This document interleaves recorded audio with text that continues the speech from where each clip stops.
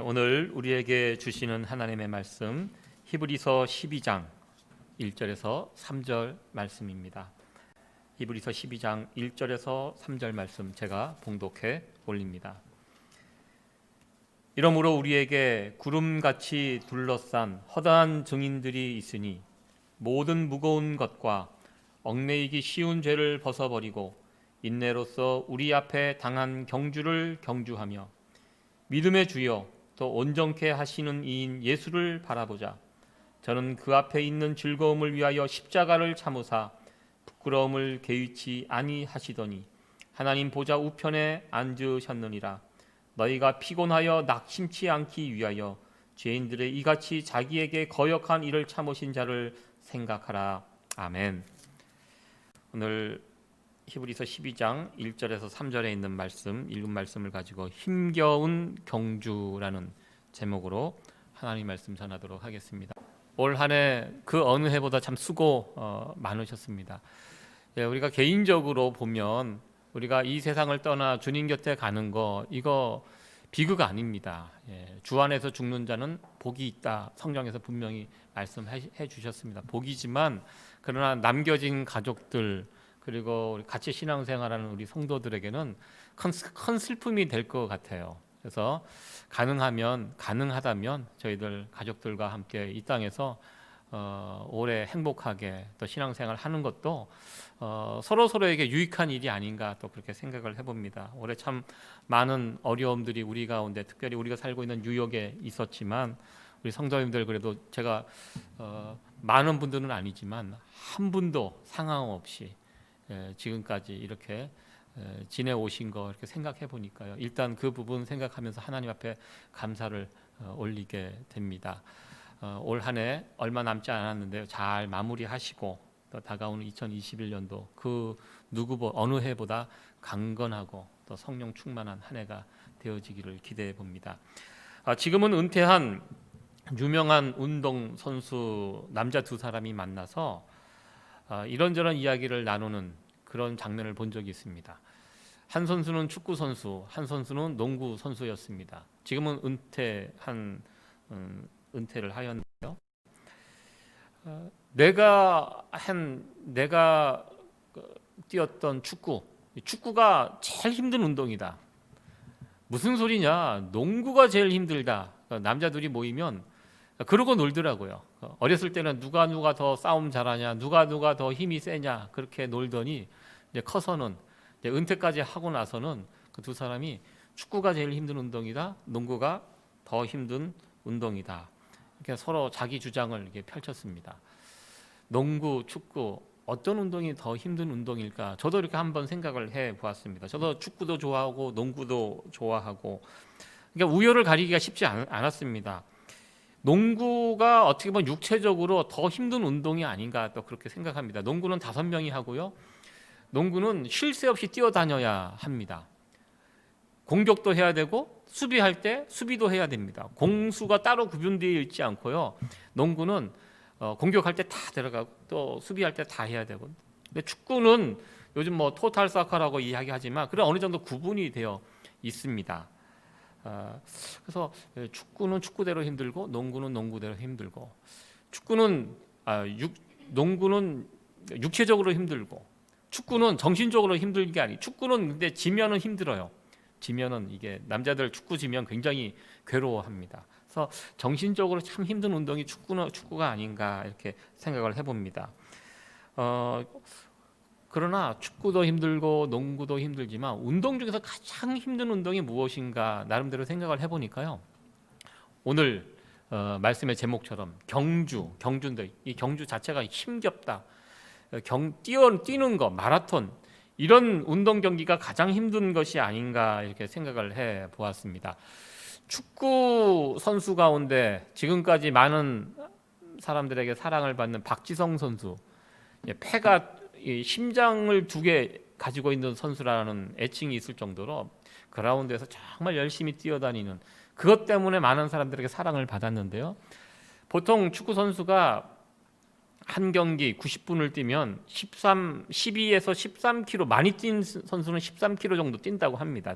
뛴 총량을 계산해 보면 아마 박지성 선수는 한 15km 정도 뛰지 않았을까. 그렇게 열심히 뛰어다니는 바람에 무릎이 다 닳아서 조금 일찍 은퇴를 했는데요. 그러나 여러분들 마라톤이 42.195km를 뜁니다. 2시간 안에 뜁니다.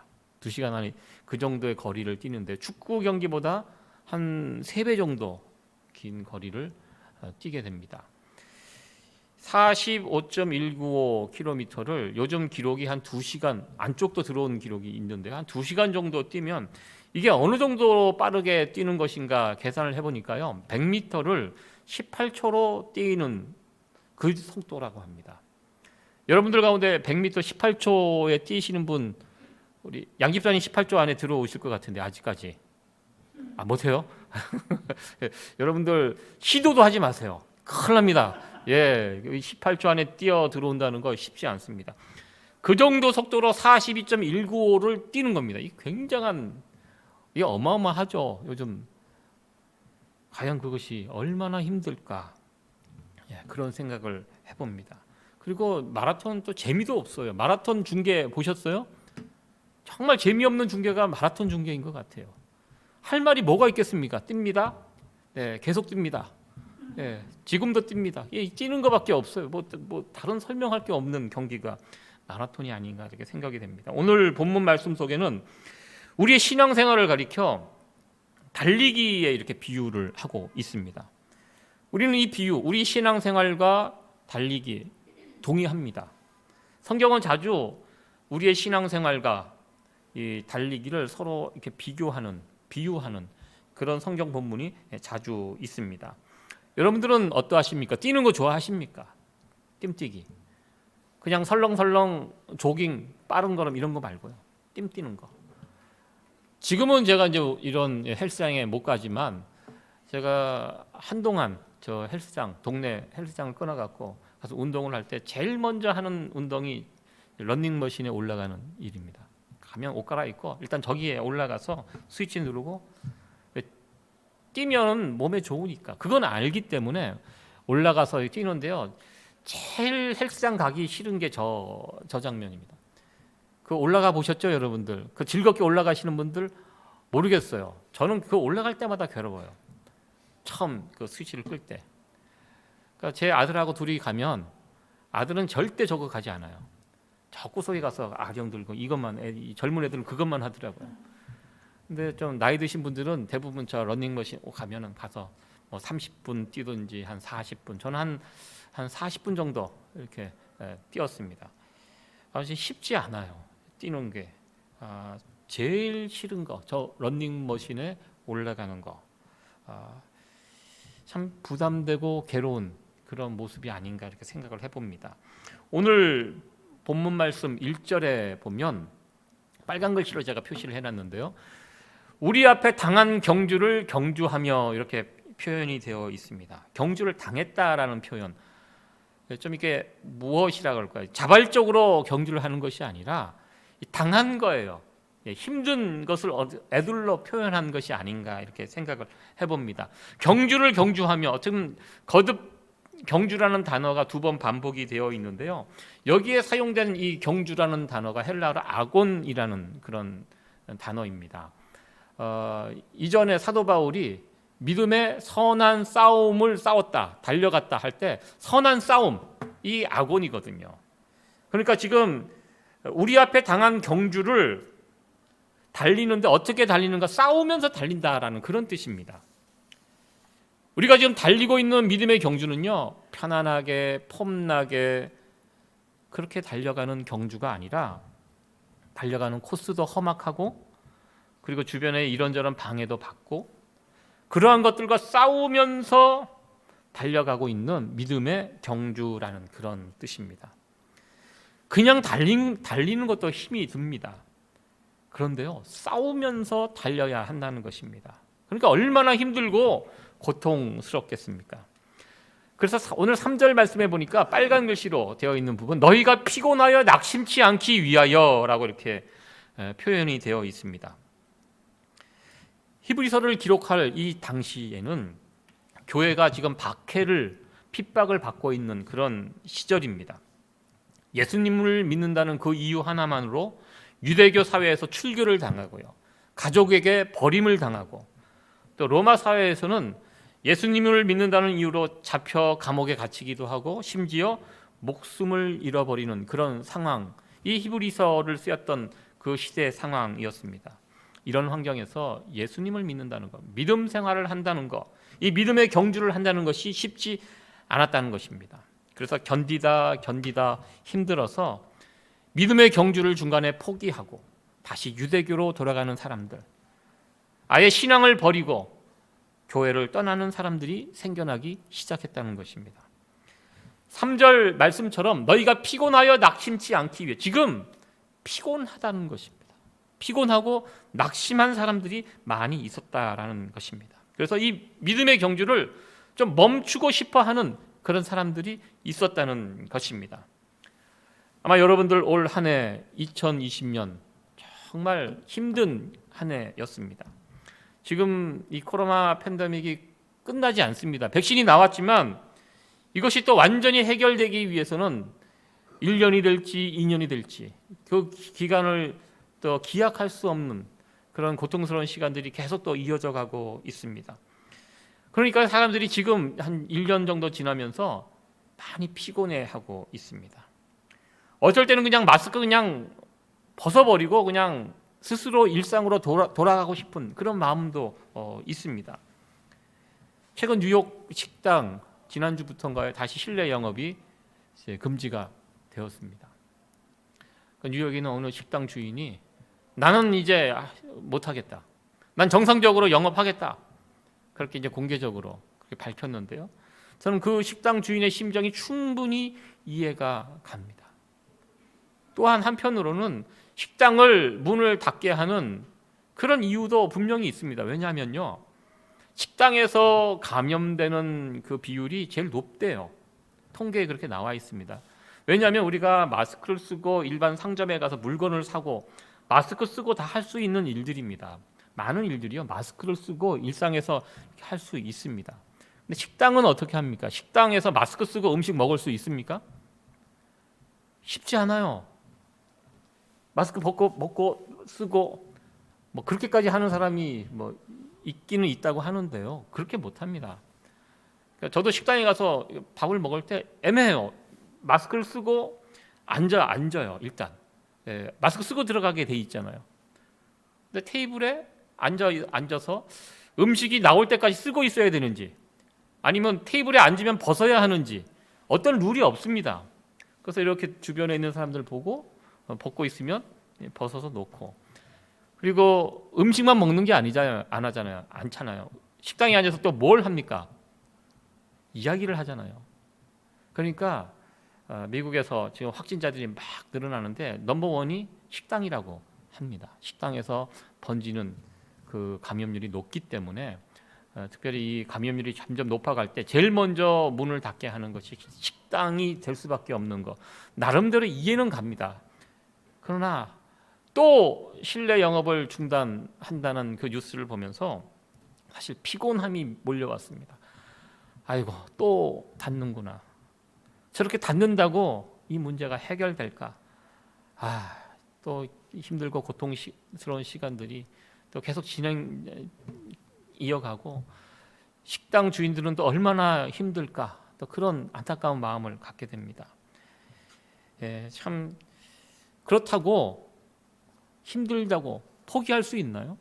이 포기하면 어떻게 됩니까? 이 코로나 팬데믹 끝나지 않습니다. 계속 이어갈 수밖에 없습니다.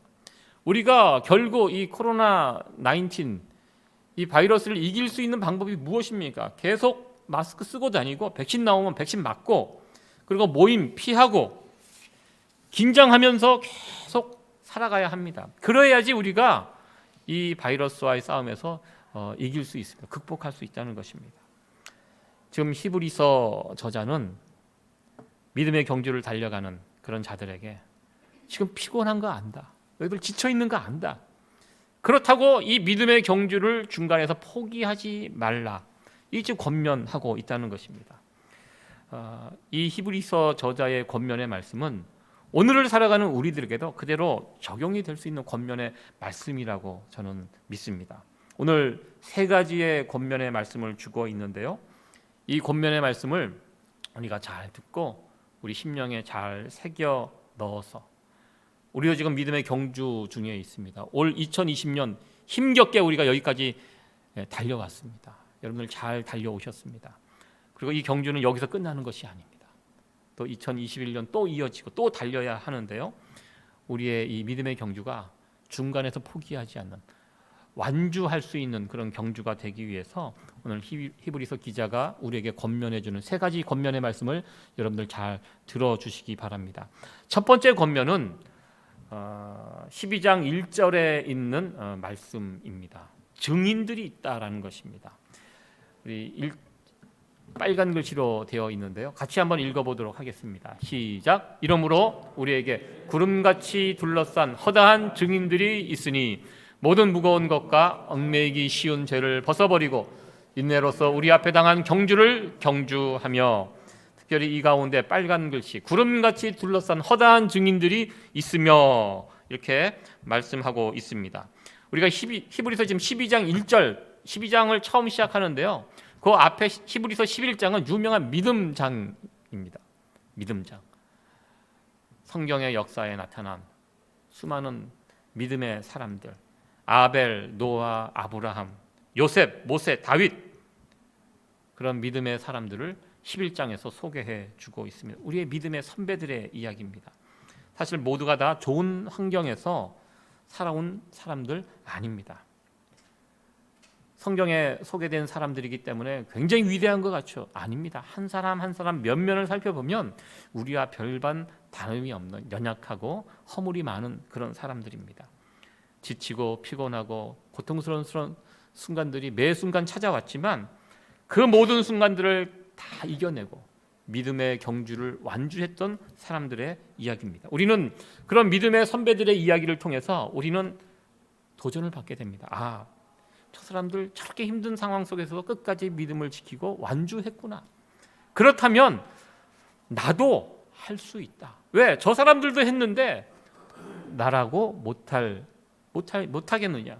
나도 할 수 있다. 완주할 수 있다. 이런 마음을 품게 됩니다. 요즘 한국에서 나온 어떤 프로 가운데 1호가 될 수 없어라는 이런 프로가 있더라고요. 저도 유튜브를 통해서 이게 뭔가 하고, 저도 저기 나와 있는 개그맨들, 코미디언들 가운데 저 최양락 씨 참 제 어렸을 때 정말 웃겼던 그런 코미디언 개그맨이었는데요, 아직도 활동을 하시더라고요.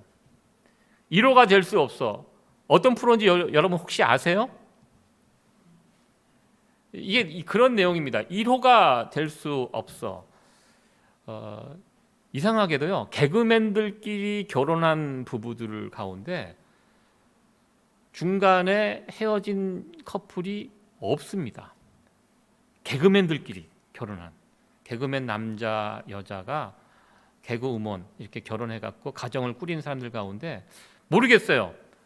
문명의 어떤 사람들은 그렇게 살면서 헤어지는 모르겠지만 개그맨 중에 딱히 헤어진 그런 연예인들이 생각해보니까 없더라고요.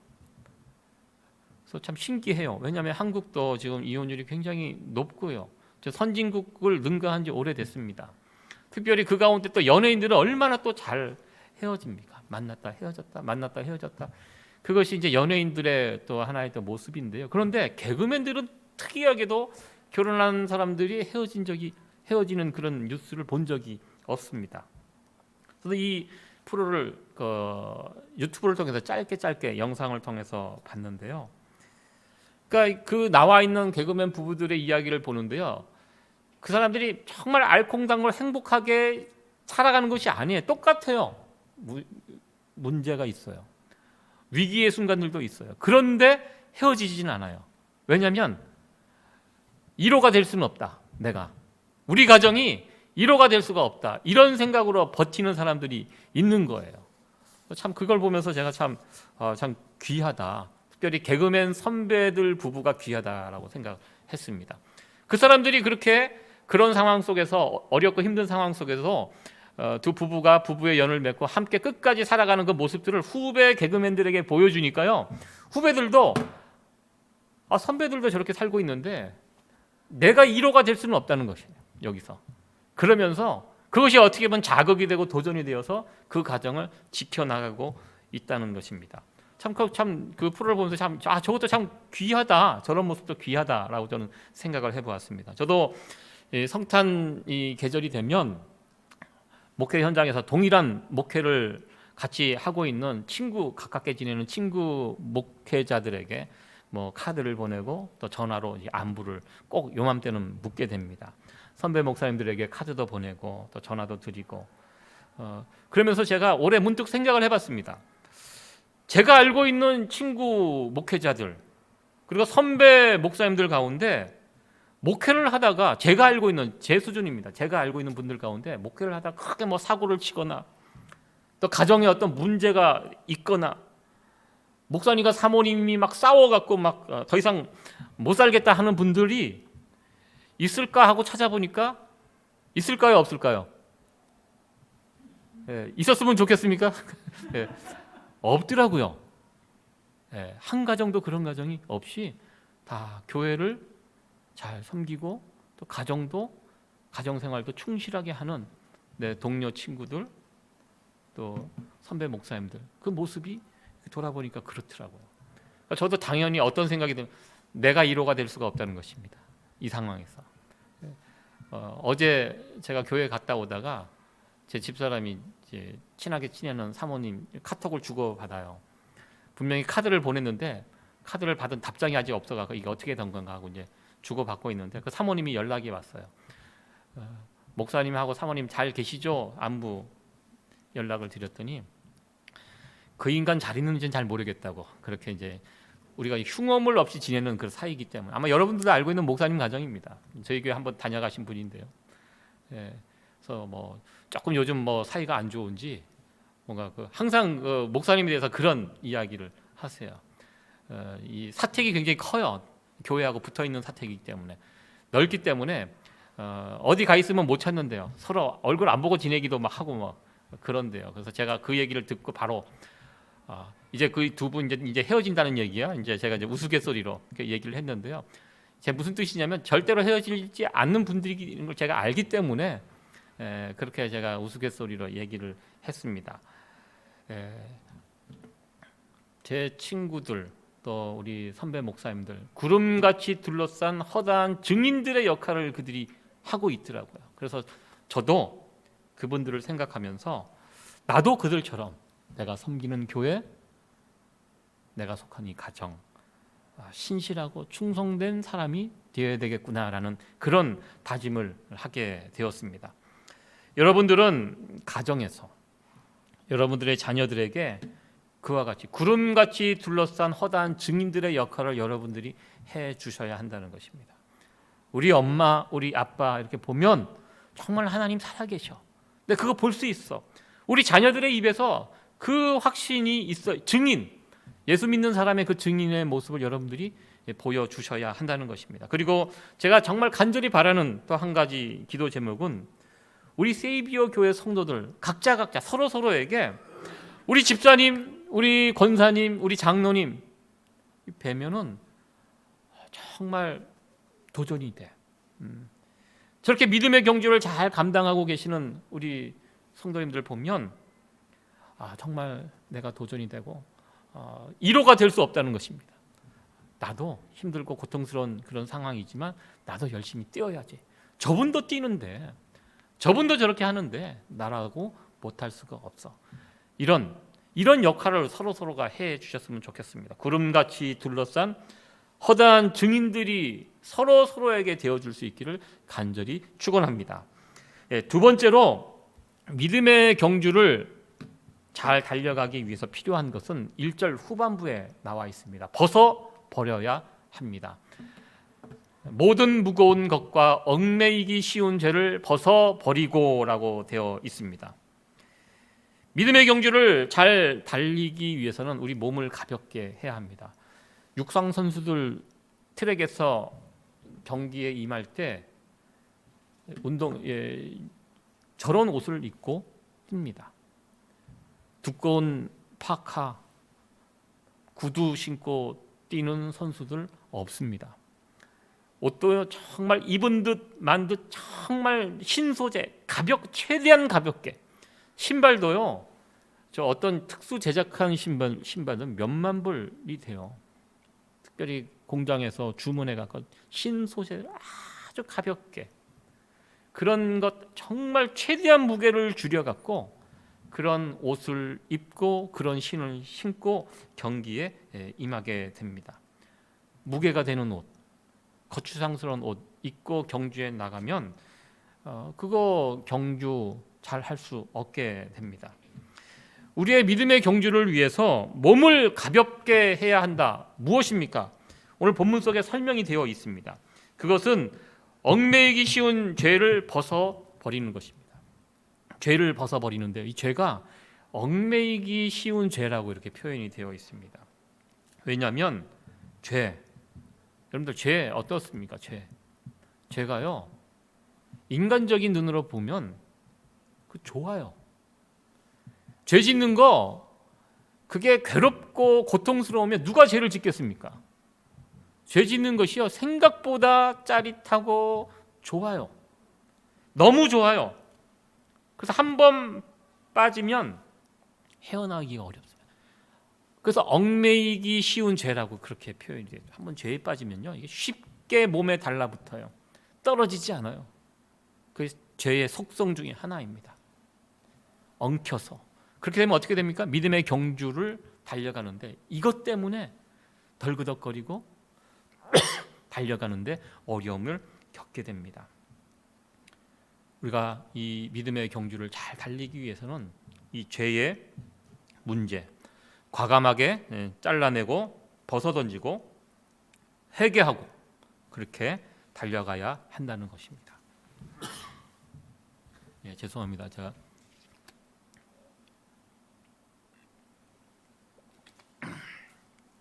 소리를 질렀더니 목이 또 이렇게 조금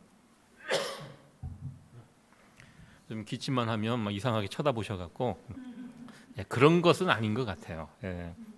우리가 예수님의 제자로 살아가려면 믿음의 경주를 잘 하기 위해서는 남들 하는 거 다 하고 남들 먹는 거 다 먹고 남들과 똑같이 살아가면 그렇게 하면서 믿음의 경주하는 거 불가능하다는 것입니다. 우리의 삶을요, 믿음의 경주를 하기 위해서 좀 가볍게 해야 합니다. 심플 라이프라고 이렇게 이야기합니다. 우리가 하루 24시간 생각보다 짧습니다. 해야 할 수 있는 일들이 한계가 있어요. 다 할 수 없어요. 많은 것 정리해야 됩니다. 저도 이제 집에서 살면서 요즘 하는 게 무슨 숙제가 있냐면 짐을 자꾸 줄이고 싶어요. 보니까 이렇게 막 언젠가는 쓰겠다고 쌓아놓던 짐들이 있는데요, 언젠가가 안 오더라고요. 쓸 날이 없어요. 그래서 지금 올해 안 썼으면 내년에도 안 쓰는 것입니다. 내 올해 입지 않았으면 옷이면 내년에도 입지 않을 가능성이 커요.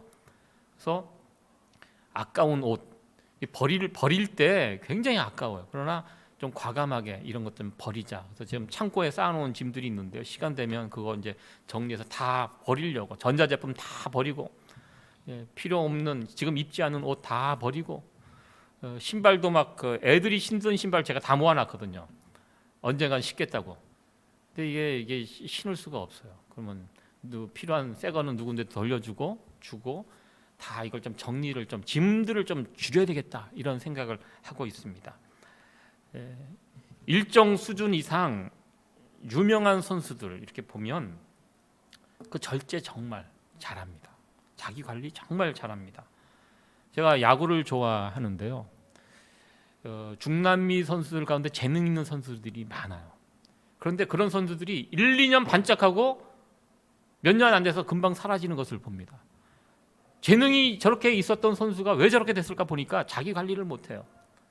근데 제가 박찬호 선수 참 좋아하는데요, 박찬호 선수가 한국의 최초의 메이저리거가 돼서 미국에서 야구 선수 생활을 16년인가 했어요. 이게 굉장한 겁니다. 미국 선수들도, 날고 기는 선수들도 이 메이저리그 그 세계에서 10년 이상 버티는 사람들 그렇게 드물어요.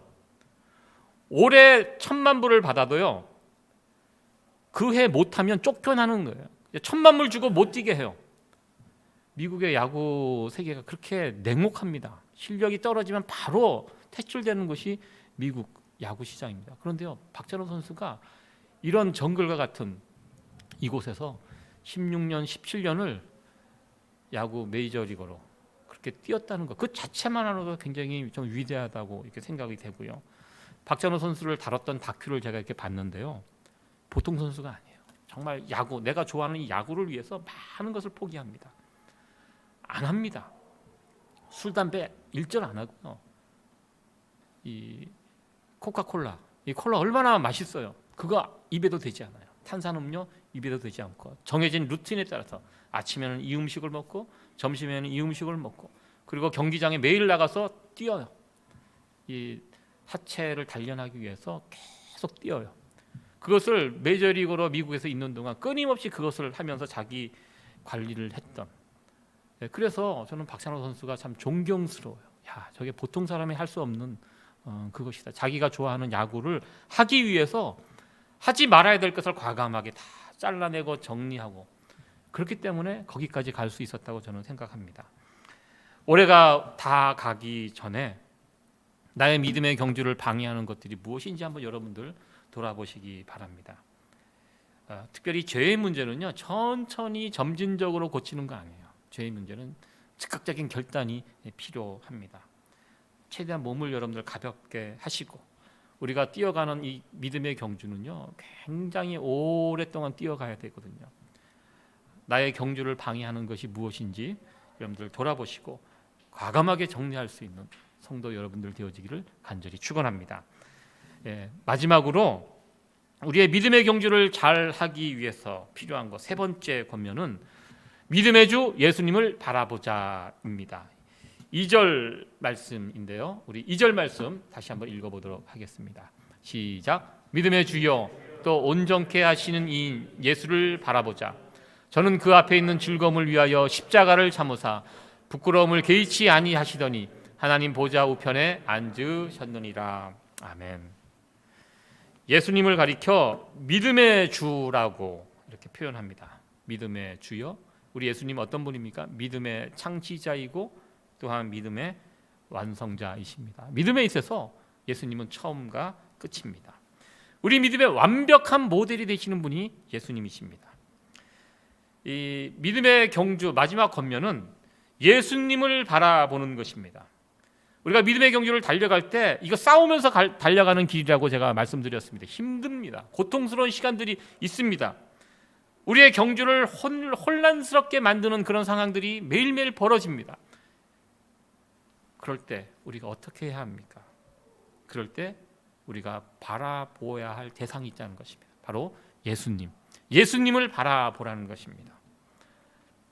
1992년 바르셀로나 올림픽 마라톤 결승전 그 장면입니다.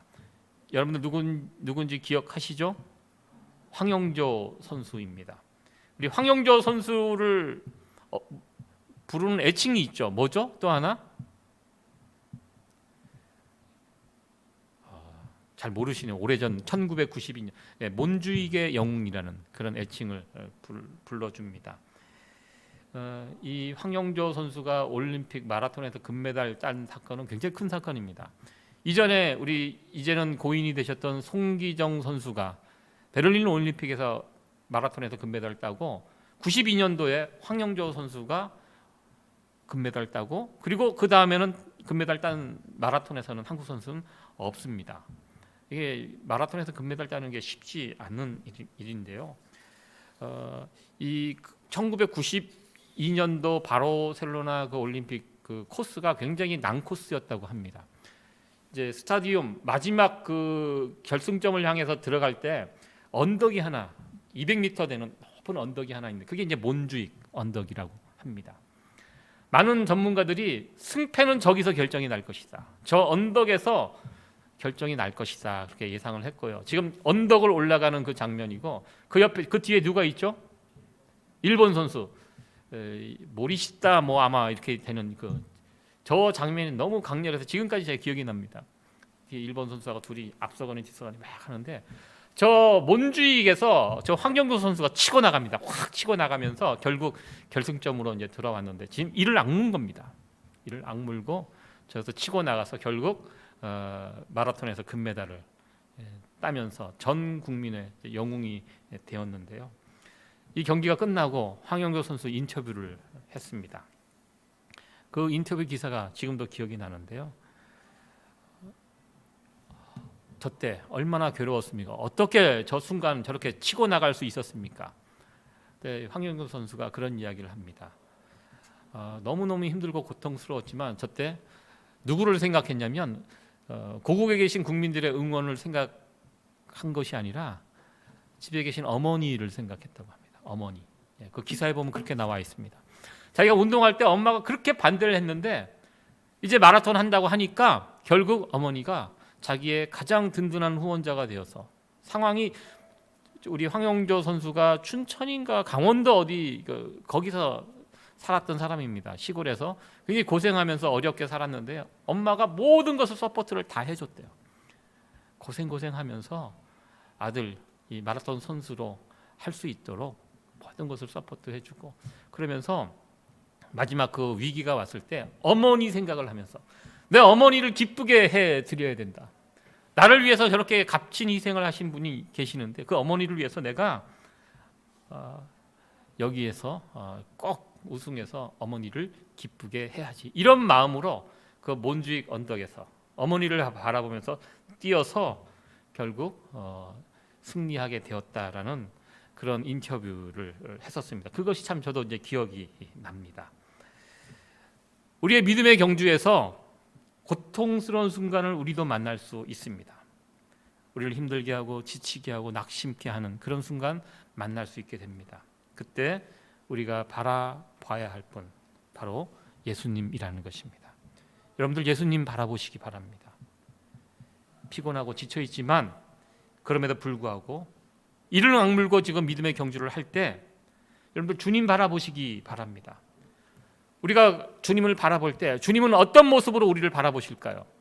제가 한번 찾아보니까 이런 우리 예수님이 응원하시는 그 장면 한번 제가 찾아보았습니다.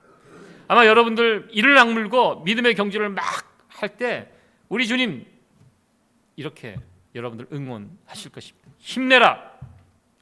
영차 우리 주님께서 여러분들을 응원해 주실 것입니다.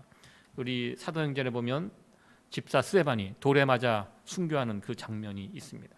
그때 스데반이 돌에 맞아 순교할 때 하늘에 계신 주님께서 보좌에서 일어나셨다고 말씀하십니다. 이를 악물고 믿음의 경주를 완수하기 위하여 스데반이 달려갈 때 예수님께서 그 자리에 앉아 계시지 않고 일어서서 격려하십니다. 응원하십니다. 스데반이 영안이 열려서 그 모습을 바라보게 됩니다. 그래서 스데반이 돌에 맞아 죽을 때 그 표정이요 성경에 보면 천사의 얼굴과 같다라고 하였습니다. 왜? 그거 바라봤기 때문에 자기를 응원하는 옆에서 힘내라 스데반 그 예수님의 음성 그 모습을 보았기 때문에요 스데반이 그 순교의 그 현장에서 기쁨으로 그 자리에 서 있었던 그 스데반의 모습을 볼 수가 있었다는 것입니다. 우리 주님은요 믿음의 경주를 끝까지 달려가는 버티고 있는 성도들 그냥 내버려 두지 않는다는 것입니다. 우리를 위해서 강구해 주시고 잘 달릴 수 있도록 옆에서 응원해 주시고 힘내라고 우리 주님께서 옆에서 소리치고 계시는 그 주님의 음성을 들을 수 있는 저와 여러분들이 됐으면 좋겠습니다. 우리가 믿음의 경주를 할 때 바라보아야 할 분 예수님입니다. 포기하지 마라. 힘을 내라. 너 할 수 있다. 이 주님의 이 귀한 음성을 들을 수 있는 저와 여러분들이 되어지기를 간절히 축원합니다.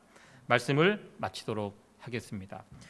2020년 참 어느 해보다 힘들었던 그런 한 해였습니다. 그래서 지금 우리가 이 1년을 살면서 많이 힘들고요. 지쳐 있습니다. 참 피곤한 상태입니다. 그렇다고 우리가 이 믿음의 경주를 중간에 포기할 수는 없습니다. 믿음의 경주를 끝까지 달려가라는 이 권면의 말씀, 이 마지막 송년 주일 예배를 드리면서 우리가 함께 다 듣기를 원합니다. 오늘 세 가지 권면의 말씀을 전해 드렸습니다. 우리에게는 앞서 우리보다 앞서 달려간 그 믿음의 선배들이 있다는 것입니다. 허다한 증인들이 있다는 것입니다. 증인들이 있고요. 또 한 가지 바라는 것은 여러분들도 그 증인의 역할을 해 주셨으면 좋겠습니다. 서로에게, 자녀들에게, 또 우리 성도들에게, 내 옆에 있는 사람들에게 구름같이 둘러싼 허다한 증인들의 그 역할을 잘 하셔서 함께 믿음의 경주를 달려갈 수 있는 그런 여러분들이 됐으면 좋겠습니다. 그리고 경주를 위해서 우리가 벗어버려야 한다는 것. 2020년도를 마무리하면서 우리가 잘라버려야 될 것, 내가 달리는데 불편하게 하는 그런 부분들을 다 내려놓을 수 있는 그런 시간들이 됐으면 좋겠고요. 그리고 믿음의 주 예수 그리스도를 바라보아야 한다. 예수님 바라보면요, 예수님께서 우리에게 격려의 메시지를 우리 주님께서 우리에게 주십니다. 2020년도 여러분들 잘 달리셨습니다. 수고 많으셨습니다. 우리 앞뒤 자회들 그렇게 인사했으면 좋겠습니다. 잘 달리셨습니다. 수고 많으셨습니다. 네, 감사합니다. 여러분 정말 어려운 상황 가운데 잘 달리셨고요. 네, 수고 많으셨습니다. 다시 힘을 내서 2021년도도 변함없는 모습으로 달려갈 수 있는 그런 저와 여러분들 되어지기를 간절히 축원합니다.